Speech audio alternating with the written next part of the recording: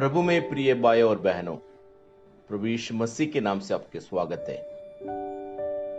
आज भी मैं आप लोगों के साथ देने के बारे में समझाने में ये अवसर मुझे मिली है, इसलिए मैं प्रभु को धन्यवाद करता हूं। जो देना एक क्रिस्ती गुण में एक मुख्य गुण है, उसके बारे में मैं आपको कुछ बातों सिखाना चाहता हूं। बाइबल में हम उत्पत्ति की पुस्तक उसके 4वां अध्याय में हम देख सकते हैं। इसमें जो आदम की पुत्र काइन और एबल, ये दोनों परमेश्वर के लिए दान देने के लिए गए हैं, और उसमें जो काइन की दान को नहीं परंतु आबेल की दान को ईश्वर ने स्वीकार किया। इस बातों को हम समझने के लिए मिलती है। क्यों ईश्वर ने जो आबेल की जो दान को स्वीकार किया? पहली बात यह है, उसमें ऐसा लिखा हुआ है, जो परमेश्वर के लिए पहले दान दिया है, तो इसलिए उनके पास जो था और ये एकदम मजबूती जो वस्तु है उसको ईश्वर को दिया करके परमेश्वर के वचन कहता है। सो पहली बात यह है, ईश्वर दान को स्वीकार करता है। दूसरी बात यह है, ईश्वर जो कुछ अच्छी बातों या जो कुछ अच्छी है उसको देते हैं, तो उसको स्वीकार करने के लिए ईश्वर तैयार है। इस बातों को हम समझ सकते हैं। और दूसरी, उत्पत्ति की पुस्तक 14 अध्याय में इब्राहिम ने सालेमिन राजा जो उसको 10 मास दिया, उस बातों को हम समझ सकते हैं। उसका मतलब यह है, सालेमिन राजा जो मेल्किसेदेक, जब इब्राहिम जो दौड़कर जो युद्ध में वापस जो लौट के आते हैं उसको मिलने के लिए जाता है, तब वो उन्होंने ये कह रहा है, तुम्हारा ईश्वर तुम्हें सब आशीर्वाद से भरपूर करेगा। जब ये बातों को सुनने के बाद जो इब्राहिम ने मेल्किसेदेक को उन्होंने जितनी वस्तु लाया है उसमें से 10 में 1 भाग या 10 मास दिया करके परमेश्वर के वचन कहते हैं। जो 10 मास यहां से शुरू होती है, हम समझ सकते हैं। तो 10 मास क्यों है? ये उत्पत्ति में हम देख सकते हैं, जो उसको मिलने के लिए गया उनको भी कुछ वस्तु देना जरूरी है, उनमें उनको भी कुछ देने का, ऐसा देने के लिए वो दिया है। फिर बाद में हम जो मूसा के नियम में हम देखेंगे, तो खास जो मूसा के कानून में इस बातों को मूसा ने बहुत अच्छी तरह से ये बता रहा है, जो हमने व्यवस्था विवरण में देख सकते हैं। तो व्यवस्था विवरण 14 अध्याय और 28 अध्याय, ऐसा कुछ जो जगह में देने के बारे में मूसा ने बता रहा है। और देने के बारे में मूसा 3 प्रकार की बातों कह रहा है। पहली बात है 10 मास, दूसरी बात है दान, और तीसरी बात है जो भूल गए छूट गए उसको लेने के लिए मत जाना, जो छूट गया वो दूसरे लोग लेने के लिए उसके लिए रास्ता बना के दो। इस 3 बातों को मूसा ने सिखा रहा है। उसके बाद में हम मलाकी के पुस्तक में हम देख सकते हैं, जो मलाकी के पुस्तक में जो वो ऐसा लिखा हुआ है, जब बाबिलोन से लोग वापस लौटते आए, जो यहूदी लोग अपना अपना काम अपना अपना कार्य को देखने लगा, परंतु ईश्वर और ईश्वर के कार्य को देखने नहीं लगा। इसलिए वहां जो मलाकी भी ये कहता है, आप ईश्वर का ध्यान करो, 10 मास ईश्वर के मंदिर में लेके दे दो करके वो बता रहे हैं। तो ये जो जुना करार में या ये जो जुना नियम में हम देख सकते हैं, ओल्ड टेस्टमेंट में ये जो देने के बारे में 10 मास के बारे में बहुत ज्यादा ध्यान दिया गया है। और हम नया नियम में हम देखेंगे तो यीशु मसीह जब दान देने के जगह में बैठ गया है, वहां जो दान देने वाले अपना अपना जो ताकत के अनुसार वो दान देते थे, परंतु वहां एक जो विधवा बहन अपने पास 2 पैसे थे, वो 2 पैसे को भी उठा के लेके आके दान पेटी में डाल दिया। तब यीशु मसीह ने कहा, इनमें जितने लोग डाला है उससे ये जो बहन वो अधिक दिया। तो शिष्य ने उससे पूछने लगा, ये तो बहुत 2 पैसे ये डाला है, तो क्या है? तो यीशु ने उसको उत्तर दिया है, सब लोग अपना अपना परिपूर्णता से लेके आके डाला, परंतु इनके पास जो था वो सब कुछ वो डाल दिए। तो दान को यीशु मसीह भी वो देना उसके बारे में वो समझाता है। उसके बाद हम देखेंगे तो जो नया नियम में प्रेरित के काम उसके दूसरा अध्याय में हम देखेंगे तो वहां प्रेरित के पास जो लोग मन फिर आने के बाद आके उनसे कहने लगा है अपना अपना जो पैसा है या माल मिलकत है वो सबको बेचकर, या उनके पास जो जमीन जायदाद थी वो सब बेचकर ये प्रेरित के हाथ में दे दिया है। और बाइबल में वो लिखा है प्रेरित का काम उसके दूसरा अध्याय और 45 कलम में ऐसा लिखा हुआ है ये जो प्रेरितों उनमें से जो जितने लोगों को देना है वो सबको बांट के दिया, उसके बारे में हम देख सकते हैं। उसके बाद में पौलुस ने मैकेडोनियन चर्च, ये जो मैकेडोनिया के लोग कैसे जो ईश्वर के काम के लिए दिया उसके बारे में दूसरा कोरिन्थी उसके 8 और 9 अध्याय में वो लिख रहा है। उसमें खास ये बता रहा है जो मैकेडोनिया के लोग अपना जो गरीबाई में और दुख के साथ में भी वो लोग कुछ सोचा नहीं, पहला उनको दिया और बाद में उनके पास जो था वो दिया और खुशी से और उनकी ताकत के ऊपर वो लोग ईश्वर को दिया करके परमेश्वर की वचन कहती है।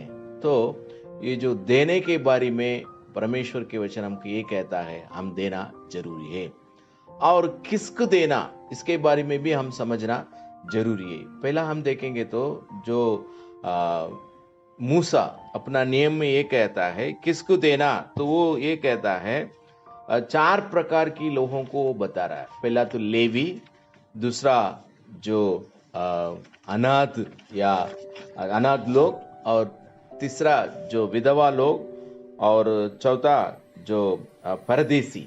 ये 4 लोगों को हम देना है, लेवी लोग, परदेसी लोग, विधवा और अनाथ लोग, उनको देने के बारे में मूसा ने कहता है। सर मूसा ये कह रहा है 10 मास आप लोग लाओ और उनको बांट के दे दो, इस बातों को वो बता रहा है। और दूसरी बात ये कहता है जब तुम्हारा 10 मास को तुम तेरा घर के बाहर आंगन में रख दो, जो लोग किसको जरूरत है वो लोग आके लेके जाएंगे। तो ये बात भी मूसा कहता है। उसके बाद में ईश्वर के दान मतलब बलिदान चढ़ाने के बारे में भी वो बता रहा है। और तीसरी बात ये है जब तुमने तुम्हारे खेत में गेहूं काटने जाते हैं, किसी पुड़िया रह गया या किसी वस्तु रह गया तो उसको वापस लेने के लिए तेरे घर से लौटो मत, वो वहीं रहने दो, दूसरे लोग लेके जाएंगे। और जब तुमने अंजीर तोड़ने जाते हैं तो बहुत दूर से जो अंजीर तुम तोड़ नहीं पाया तो घर में आके उसको लेके जाने के लिए या वो तोड़ने के लिए तो वापस मत जाओ, क्योंकि जो गरीब लोग जो जिसको जरूरत है वो लोग जाके तोड़ देगा। और भी ये कहता है जब तुमने द्राक्ष को तोड़ते हैं तब उसमें कुछ रह गया तो उसको छोड़ दो, तो घर में आने के बाद उसको याद आके तो वापस जाके तोड़ना नहीं, वो भी इनका उपयोग में आ जाएगा करके मूसा ने उनका कानून के द्वारा इस बातों को बता रहा है। और उसके बाद में हम मलाकी की पुस्तक में हम देखेंगे तो मलाकी 3 अध्याय में लोगों की ये बात बता रहा है, देखो तुम अपना घर बना रहे हैं, अपना सब कुछ कर रहे हैं, परंतु ईश्वर का काम रह गया और ईश्वर का लोगों को देना वो रह गया, उनको हम देना जरूरी है, इसलिए तुम 10 मास लेके आओ करके बता रहे हैं। और वहां से जो ऐसे जो लेवी और परदेसी और जो विधवा और अनाथ इन लोगों को दिया जाएगा करके भी हम समझ सकते हैं। सो किसको देना इस बातों को हम पुराना नियम से ये समझ सकते हैं, जो ऐसे जो कठिन परिस्थिति में रहते हैं उनको देना। जो लेवी लोग हैं वो प्रभु का सेवा करते थे, परंतु उनके लिए कुछ जमीन नहीं और जमीन में जाके कुछ काम करने के लिए उनके पास टाइम भी नहीं, क्योंकि वो पूरा समय ईश्वर का काम करता था। तो इसलिए ईश्वर का काम करने वाला को भी देना, इस बातों को भी हम बाइबल में समझ सकते हैं। जो मलाकी के पुस्तक के बाद ये 10 मास के बारे में हम नया नियम में देखने के लिए नहीं मिलती है। और लगभग जो मलाकी के बाद 1900 मतलब 1900 ईयर तक आज से 100 साल या 120 साल के पहले तक ये दसमास के बारे में कोई बात नहीं किया, या ना तो नया करार में यीशु, ना तो प्रेरित लोग या पौलुस, कोई भी नहीं बात किया। मगर पहली बार हम देखते हैं 1900 में जब पेंटेकॉस्टल मिशन या चर्चेस शुरू हुआ है, वो लोग इस जो दसमास के बारे में वो बात करने लगा। दसमास जरूर है, दसमास सेवक को देना जरूरी है, ये बातों को वो लोग आगे लेके आया। उसके पहले लगभग 2300 साल इस दसमास के बारे में कोई बात नहीं किया है। परंतु ये दान के बारे में बहुत लिखा गया। जैसे मैंने बताया, यीशु मसीह ने दान देने वाला को देखा, और प्रेरितों के समय में लोग अपना जो जहरात को बेचकर उनके पास दान लेके आया है, और जो मकदुनिया के मंडली दान दिया है। इस बातों को हम समझ सकते हैं, और अनेक समय में ये लोग ऐसे भी दिया है। जो पहला सदी से लेकर तीसरा सदी तक ये जो सेवा करने वाले, यीशु मसीह का जो मतलब कलीसिया उत्पन्न होने के बाद सेवा करने वाले अपना अपना कुछ इंटरेस्ट या अपना अपना कुछ वॉलेंटियरली उन्होंने इस काम को किया। कोई पैसा के लालच नहीं तो कुछ मिलेगा करके ये लोग काम नहीं किया, परंतु अपना अपना इंटरेस्ट से वो लोग सेवा किया है। और 4th सदी मतलब 4वीं सदी में हम देख सकते हैं, तो वहाँ जो जब कॉन्स्टेंटाइन ये जो रोम की बादशाह, जब वो प्रभु को स्वीकार किया, क्रिश्चियनिटी को स्वीकार किया, उसको सरकार की जो धर्म करके वो ऐलान किया। उसके बाद जो लोग क्रिस्ती बनना चाहते हैं वो आ सकते हैं। उनको बहुत मतलब झूठ दिया, मतलब बहुत सुविधा करके दिया है। उसमें एक सुविधा है, ईश्वर के काम करने वाला को वो गवर्नमेंट उनकी जो देखभाल करना लगा, मतलब उसका पूरा जो सैलरी बैलरी सब देने के लिए वो सरकार आगे आया है। वो हम देख सकते हैं लगभग 1920th सेंचुरी तक जो ये चर्च का देखभाल सरकार किया है, क्योंकि सरकार में जो राजा क्रिस्ती था, भले वो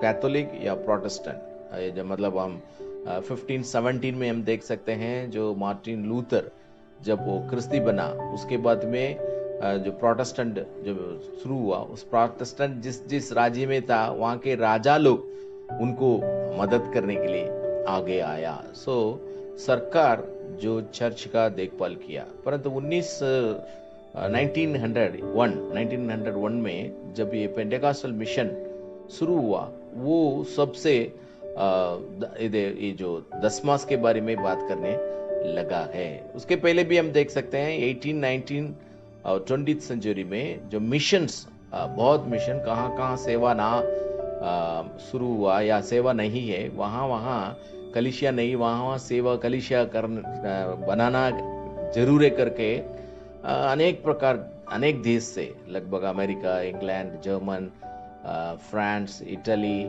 और ऑस्ट्रेलिया, ऐसे अनेक जो क्रिश्चियन देश अपना स्वार्थ प्रचार करने के लिए उनकी मिशनरियों को भेजा है।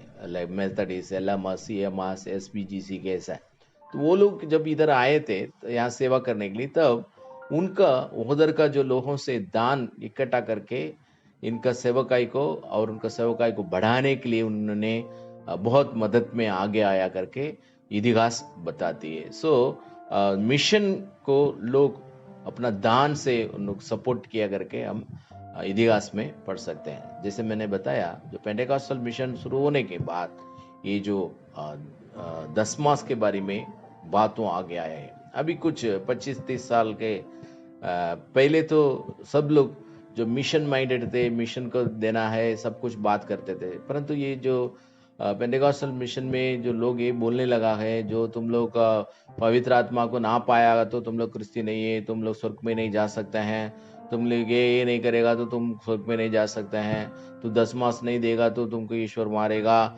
ऐसे बातों बोल के लोगों के पास जो दसमास की पैसा लेने शुरू किया। उसके बाद इंडिपेंडेंट चर्चेस शुरू हुआ, उसके बाद इंडिपेंडेंट मिनिस्ट्री शुरू हुआ है, और यीशु के नाम से और दान के नाम से, ये दसमास के नाम से करोड़ों रुपया वो लोग इकट्ठा किया, मगर ऐसे जो मिशन किया है काम, वो काम वो लोग करने आगे नहीं आया। अपना अपना परिवार, अपना अपना बिल्डिंग, अपना अपना राज्य बनाने में वो लोग बहुत अपना जो पैसा को वो लोग इस्तेमाल किया। लगभग हम बाइबल में देखते हैं, जब इतिहास में हम देखते हैं, जो मिशनरी लोग यहाँ सेवा करने के लिए आए, बहनों के बीच में सेवा किया, विधवाओं के बीच में सेवा किया, बच्चे लोगों के भविष्य के लिए, एजुकेशन के लिए सेवा किया, मेडिकल मतलब मेडिसिन का सेवा किया। ऐसे बहुत प्रकार की सेवकाई इधर किया। आजकल सेवकाई कोई करने वाला नहीं, बल्कि पैसा जिसके पास आते हैं, लाखों करोड़ों आते हैं, उसको अपना अपना जमा करके अपना जिंदगी लोग बिताने के लिए शुरू कर दिया है। आजकल ऐसा हो गया है, सेवा मतलब इधर कुछ अच्छा मिलती है इसलिए हम सेवा करेंगे, इस बातों उनके मन में आ चुकी है। परंतु बाइबल हमको एक बात सिखाती है, तुमने जितनी तुम्हारा खदान है उसको तुम सही ढंग से उपयोग करना। इस बातों को यीशु मसीह कहता है। मैं इसलिए आया है, जो आइज़ाया चैप्टर 61 से लेकर जो बातों है, यीशु मसीह कहता है, ये जो इसमें लिखा हुआ है उसको मैं पूरा करने के लिए, सुसमाचार प्रचार करने के लिए मैं आया करके बता रहा है। उसके बाद ही में प्रभु यीशु मसीह ये कह रहा है, मैं आपसे ये कहना चाहता हूं कैसा हम सेवा कर सकता है। उसके बारे में जब यीशु मसीह खुद ये कहता है, जो लगभग लूक के पुस्तक, उसके मैथ्यू पुस्तक, मत्ती उसकी 25 अध्याय 34 से 36 तक, उसमें ऐसा लिखा है, मैं भूखा था, आप लोग ने खाना दिया, मैं प्यासा था, आपने पानी दिया, परदेसी था, अपनी घर में आप लोग ठहरने के लिए दे दिया है, और मैं नंगा था, कपड़ा पहनाया है, और मैं बीमार था, सूदी लिया, मतलब मुझे देखने के लिए आप लोग आया है, मैं बंदीखाना में था, आप लोग मुझे मिलने के लिए आया करके ईश्वर ने लोगों को बोला। तब वो लोग बोलते थे, हम आपको कब पानी दिया, हमने आप कब खाना दिया, हम आपको कब कपड़ा दिया, हम हमारा घर में रहने के लिए कब दिया, हम कभी आपको बंदगाना में, जेल में आके देखने आया। तो ईश्वर कहता है, तुम ये जो छोटे लोग, ये जो कमजोरी लोगों को तुमने मदद किया, वो मदद मेरे लिए किया करके बताता है। सो कमजोरी लोगों को हम मदद करना जरूरी है। जो मैकेडोनिया चर्च भी यही काम करती थी।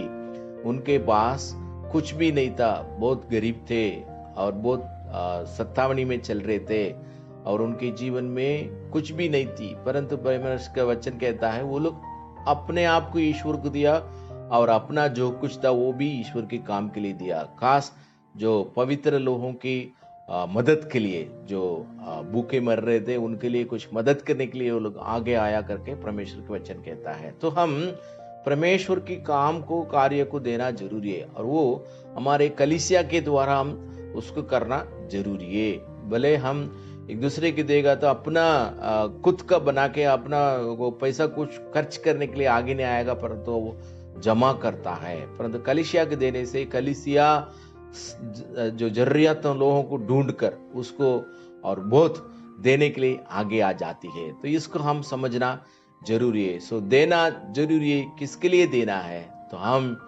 प्रभु के जो लोगों को, या प्रभु कहता है, मैं प्यासा हूं, मैं भूखे हूं, मैं जेल में हूं, मेरे पास वस्त्र नहीं, वैसे परिस्थिति में लोग रहते हैं, उनके साथ मैं हूं। तो उन ऐसे लोगों को हम मदद करना हम जरूरी है। इस मदद हम कलीसिया के द्वारा हम करने के लिए आगे आना चाहिए। नहीं तो क्या होता है, हमारा जो दान व्यर्थ हो जाता है। नहीं तो कोई भी अपना कुछ घर बनाने के लिए, परिवार बनाने के लिए उसको उपयोग करते हैं। कुछ देने के पहले मैंने पेपर में पढ़ा था, तो वो बात ये थी, कोई पास्टर ने मदुरई करके तमिलनाडु में एक जगह में गाड़ी चोरी करके उसको बेचकर वो सेवा करता था। वो पास्टर वो गाड़ी चोरी करता था और उसमें से लोगों को खाना खिलाता था, उसका घर चलाता था, और ये चर्च का हॉल भी का रेंट भी दिया, ऐसा करके मैंने पढ़ा है। सो झूठे लोग और